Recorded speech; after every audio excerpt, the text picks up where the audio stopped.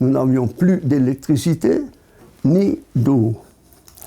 Alors l'eau, c'était peut-être encore beaucoup plus grave, mais heureusement que les Allemands avaient construit à certains endroits du quartier des puits en profondeur. Tant et si bien qu'avec des seaux, tous les matins, il y en avait un, pas loin là, l'entreprise d'Ischli qui n'existe plus maintenant, il y avait un grand puits, et c'est là que les gens du quartier allaient se ravitailler en eau. À côté de l'église protestante, il y avait une fontaine. Et donc mon père le matin, avec une grosse cuvette qui avait 2 anses, et ces cuvettes étaient à l'époque en métal, parce que le plastique n'existait pas. Il courait vers la fontaine, entre 2 coups d'obus, et pompait manuellement de l'eau. À Schirmeck, il y avait des baraques. Hein, et puis on n'avait rien à manger, rien, presque rien. Je me demande à l'heure actuelle comment nos parents ont fait pour nous nourrir, parce qu'il n'y avait plus rien en ville. Je me rappelle sur la place où nous étions, une boulangerie qui ouvrait de temps en temps. Et donc, entre 2 coups d'obus, mon père courait là-bas pour chercher du pain. Les Américains, évidemment, ils étaient les bienvenus, mais on avait du mal à discuter avec eux parce que moi, je n'avais pas fait d'anglais et mes parents non plus. Par contre, ils nous ont distribué tout de suite du chewing-gum, des boîtes de conserve. Et puis aussi l'espoir de manger à nouveau du chocolat, des bonbons. C'était une envie qu'on avait certainement de tout petit déjà. Et les chewing-gums, c'était la nouveauté. Et puis, bon, comme on avait faim, les chewing-gums, on ne savait pas qu'il fallait les cracher. On les avalait, on les mangeait. Hein. Les Américains sont arrivés. Ma sœur et d'autres ont couru dans les rues quand ils voyaient des soldats. Please, please, cigarettes, chocolates, chewing-gum for my father. Oui, on leur demandait dès qu'on voyait quelqu'un avec un paquet de cigarettes, hein, vous avez un chewing-gum. Nous, on avait la maison remplie de soldats allemands, encore partout. Ici, il y avait le bureau des Allemands, et puis en bas, dans le garage, il y avait la cuisine. Nous étions donc dans les caves, on était éclairés par des bougies et par des petites lampes de pétrole que mon père avait fabriquées, parce qu'il était serrurier. On ne pouvait pas sortir le soir. C'était impossible, on n'avait pas le droit, quoi. Et puis il n'y avait pas de lumière. Tout était fermé, les volets clos, tout raie de lumière banni, avec des cartons. Vraiment empêcher une raie de lumière de passer, quoi, à cause des avions. Surtout pour ne pas repérer les villes, je suppose. On les a laissés tranquilles. Si on parlait quelque chose, on venait à Schirmeck. On se taisait, hein, on chantait pas la Marseillaise. Hein. Au moment où les dernières bombes sont tombées, on était donc déjà dans la cave des Pères franciscains, mais pas encore au vrai abri. Et quand on est arrivé donc là-dedans avec mon père, parce que maman, il y avait plein de monde déjà là-dedans, hein, parce qu'il y avait, disons, des personnes âgées, les pères franciscains, il y avait tout de même du monde. Et les pères franciscains nous ont donné l'extrême-onction. À 11 ans, j'étais au collège, et quand il y avait l'alerte, moi, j'avais une telle peur, toujours, que je ne suivais pas les autres dans la cave. Je courais jusqu'à la maison pour rester avec ma famille. Et quand l'alerte se terminait, je courais de nouveau, je faisais le retour vers le collège. Mais personne n'a dû jamais me voir parce que personne ne m'a fait de réflexion. On n'était pas là, on était chez une dame, là devant, dans une maison, qui avait une cave qui était plus chaude, parce que moi j'avais les 2 bébés. Alors elle a dit, je dois venir chez elle. Le 27, on était obligés de chercher un abri. Et on nous a dit qu'il vaut mieux aller chez Schetzel, rue des Franciscains, parce que là, c'était une cave très profonde. Et puis, je ne sais pas, il y avait des gens qui les ont bien connus. Nous étions 38 dans la cave. C'était la misère dans la cave. Parce que les enfants, il y avait des enfants qui pleuraient. Et puis, le 28, ils ont essayé de prendre encore les hommes. Et on était obligé de nous cacher à la cave, à côté de la cave donc, où nous étions, sous le charbon. Et c'est dans la nuit du 2 au 3 qu'ils ont poussé, qu'ils ont voulu entrer en ville. Mais il y avait un grand fossé anti-char le long de la voie ferrée. Et il y avait la voie ferrée, mais par contre, il n'y avait plus de pont. Il y avait alors le pont qui a été explosé. Ni celui de la gare, ni celui du Sand, qui avait été détruit par les Allemands.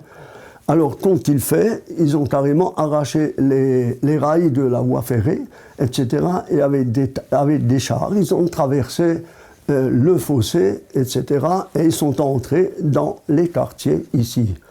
Ce qui fait que le matin du 3, je retrouve dans la rue 3 chars Sherman et un devant la maison. Dimanche, le 3 décembre, nous étions libérés vers 10 heures. Quand on est sorti de la cave, on avait vu dans des militaires, et c'était les habits des militaires américains, mais c'était des Canadiens. Et ils ont pu nous parler, et puis nous, on était très contents. Ici, il y avait sur un côté les Allemands et sur l'autre côté les Américains.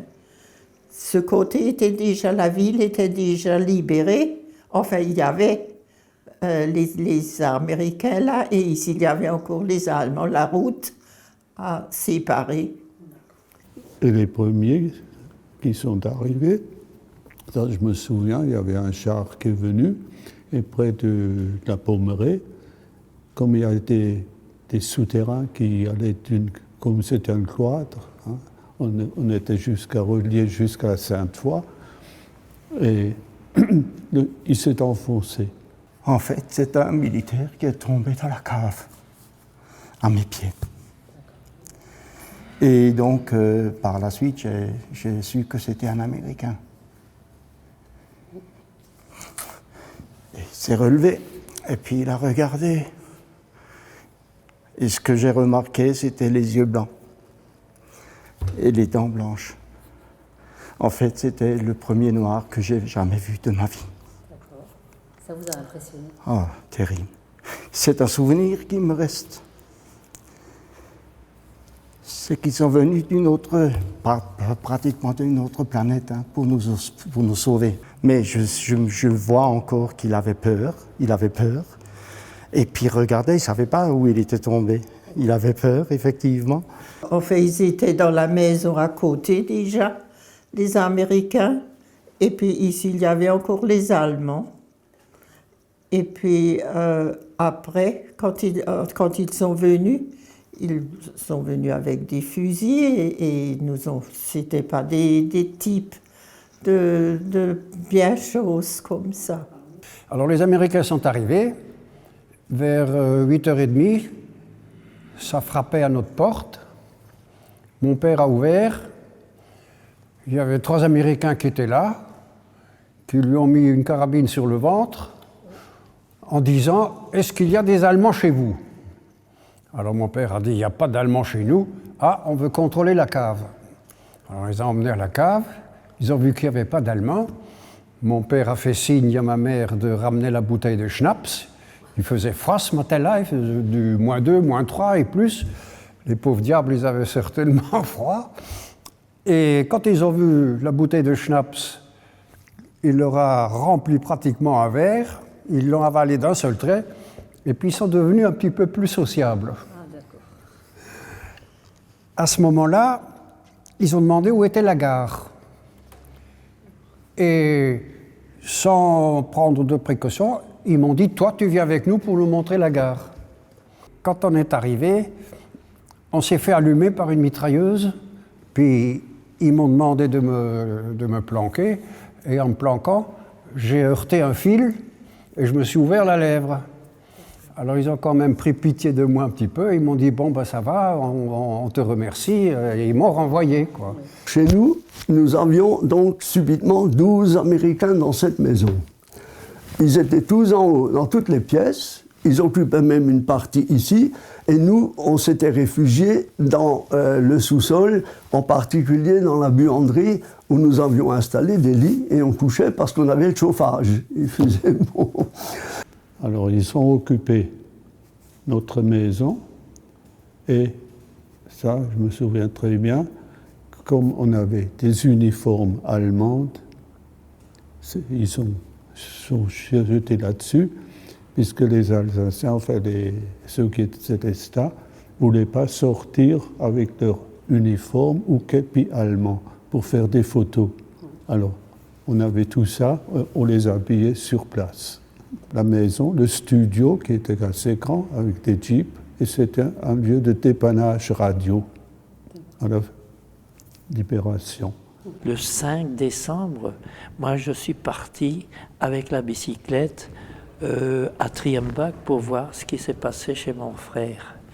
Et heureusement, lui, comme il était déguisé en jeune fille, il avait été libéré le 29 novembre à Reichsfeld, dans la vallée des Pigeons, où il était caché dans une ferme où il y avait 33 personnes. Les Américains et les Français avaient demandé aux prisonniers allemands de faire le déminage. Et ceux qui s'étaient portés volontaires pour le déminage, au bout de 8 ou 15 jours, s'ils s'en tiraient, on les libérait. On leur faisait une libération anticipée, ils n'étaient plus prisonniers, quoi. Enfin, on leur a promis de les libérer dès que c'était possible. Et je me rappelle, nous on était là, on manipulait les mines comme si c'était des jouets, les allumeurs et tout ça. Ils nous avaient montré comment on dévissait ça, et nous, on dévissait ça, on manœuvrait ça. Ça m'a servi plus tard, parce que quand j'ai fait l'école des officiers à Strasbourg, on avait au programme les mines allemandes. Et à l'épreuve de miner explosifs, j'ai débobiné tout ça, je suis tombé sur la question, les mines allemandes. J'ai débobiné ça à mon instructeur. Il m'a dit, foutez-moi le camp, je vous mets 18 parce que vous en savez plus que moi. Un jour, ils m'ont demandé s'ils peuvent installer un mortier juste là, à l'escalier. Et là, il y avait encore un cerisier. Et puis, ils m'ont même laissé glisser les obus dans le tube. Alors, je voyais partir les obus. Oui. Mais le problème, c'est qu'ils ont compris que leur angle de tir n'était pas assez bon, parce que le cerisier les gênait. Alors ils ont demandé, ils ont dit, ils cessent et ils vont s'installer de l'autre côté, là, parce que la cour était beaucoup plus spacieuse et plus large et il n'y avait pas d'arbres. Donc encore avec mes camarades, on s'est aventuré sous le souterrain et on est allé jusqu'au château d'eau. Au château d'eau, la porte en bas, elle est ouverte. Alors curieux comme pas deux, on est monté là-haut. Quand on est arrivé là-haut, on s'est fait attraper. Il y avait un officier, je pense que c'était un officier ou un adjudant ou un adjudant-chef, qui était observateur d'artillerie et qui, lui, dirigeait les tirs des batteries en direction de Lillewald. Et il nous a montré une ferme qui brûlait du côté de Schnellenbühl, Musique, là-bas. Après, bon, on est redescendu, le lendemain, on est remonté là-haut, et on lui a tenu compagnie, on a observé ça de là-haut. C'est un petit peu notre souvenir. On a quitté Schirmeck, alors après la libération, hein, avec les oui. Et puis alors, on est rentré comme ça, de Schirmeck à Sélestat, à pied, oui, jusqu'à Epsig. Et là, il y a quelqu'un qui nous a vus. Et il nous a dit, écoutez, il y a des déportés, cherchez-les. Parce que On est venu, il y a des soldats français qui nous ont pris avec là dans la voiture, dans une voiture, et ils ont dit, écoutez, on vous prend avec, mais seulement jusqu'ici, et pas plus loin. Ils ne pouvaient pas, peut-être, je ne sais pas. Mois de mars 45, et puis là, on est rentré, et puis on avait arrangé un tout. Et puis le beau-frère et la belle-sœur, ils sont rentrés, ils avaient tout cassé, leur maison était complètement cassée. Ils voulaient quand même se ranger de nouveau chez lui, à la maison. Et puis alors les 3 garçons sont marchés sur les mines, là où on y avait l'accident. Et puis on n'avait plus cette peur de voir des soldats allemands marteler le pavé de Célestat avec leurs bottes, quoi. Et ne plus entendre justement aussi les avions qui passaient, les bombardiers, avec leur bruit sourd. C'était toujours une peur parce qu'on ne sait jamais ce qui se passait. Une bombe lâchée, un avion tombé. Dès que la ville était libre, il y a eu un défilé en remontant donc du pont de Lille vers le château d'eau. Et c'était le général Montsabert qui était un responsable donc des équipes militaires de la région qui était là et qui a défilé avec les soldats. J'ai mis mon costume en lacet que ma mère m'avait fait. Et figurez-vous qu'elle avait fait la jupe dans un drapeau allemand. Parce qu'il fallait acheter du tissu et puis on n'en trouvait pas. Et ma mère, elle est allée exprès à Strasbourg pour acheter un grand nœud. Le costume était prêt, quoi. On les brodait en cachette, c'est sûr, mais comme on était à l'intérieur, comme tout était fermé, on n'avait pas de radio, on n'avait pas de télé, alors c'est sûr. On tricotait, on brodait. C'était magnifique. Il y avait des soldats, il y avait les généraux. Mais la liberté, moi je sais ce que ça veut dire, la liberté. C'est quelque chose de magnifique. Hein. Voilà. Et il y a des gens qui se sont battus pour nous. Il ne faut pas l'oublier.